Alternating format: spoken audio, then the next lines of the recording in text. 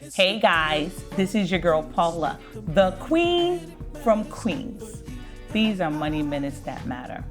Today, I want to talk to you about creating strategies, about networking and being in a position where you empower yourself, along with empowering others to build wealth.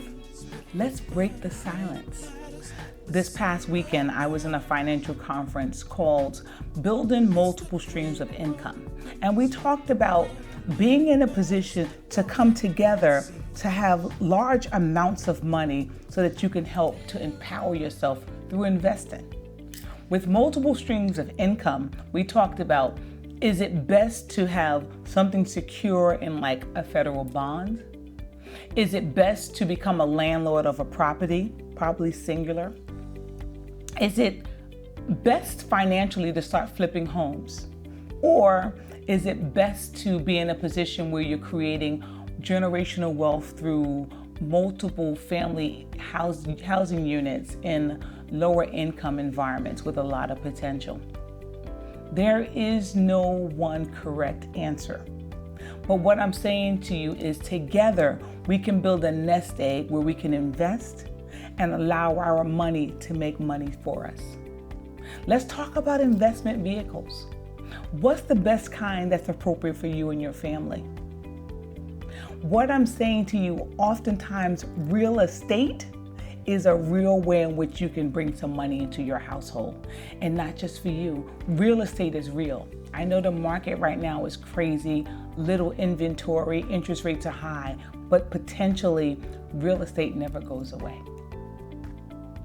Do you know that there are some cultures that work together financially and they have tools that we're not familiar with here in this country because they're not commercial, so we're not influenced on how to work together?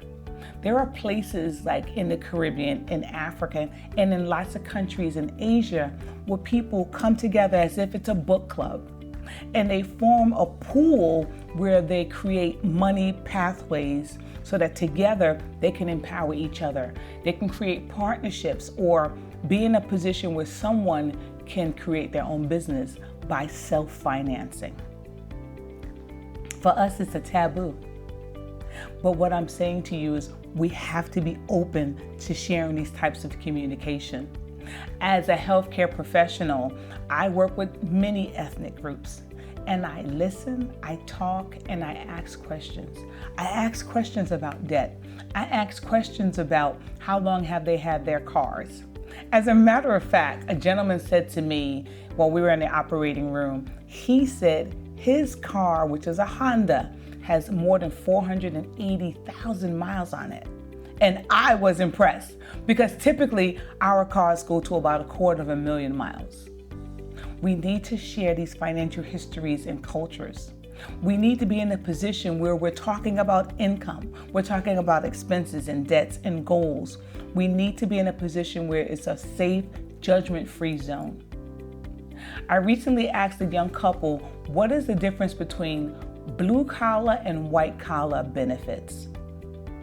And quite frankly, they had no idea what I was talking about. We need to talk about these things.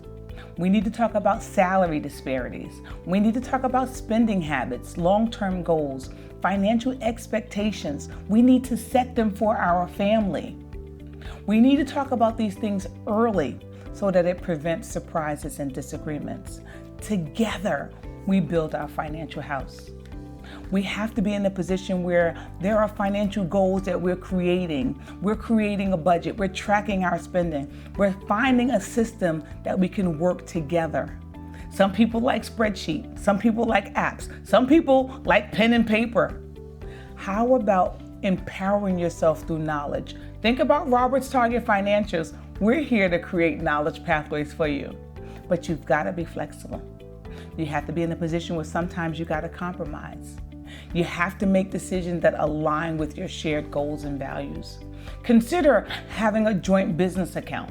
Separate individual accounts, of course, for personal spending, but when you're working with others, there has to be a pool of money that you're pulling from. Otherwise, someone gets short. You may want to talk about having a debt accountability group where you guys get together and plan how you're going to pay off your debts, and hold each other accountable.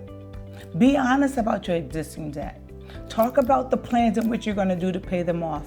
No blame, no judgment.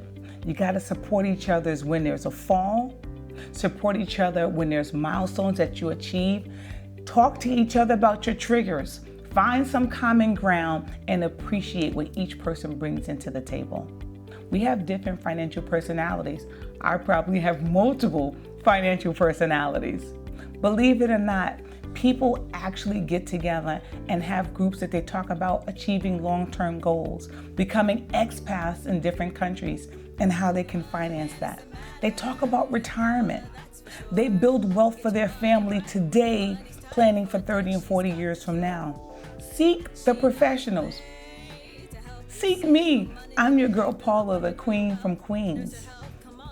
But you gotta embrace open communication, shared financial plans. You gotta create situations where you're winning together and you're building strength. You have to be in a position where you're empowering, and I want to empower you. Join me on all my social media platforms. Press subscribe and continue to join me on these financial sessions. I love you. Have an amazing day. Empower yourself to win.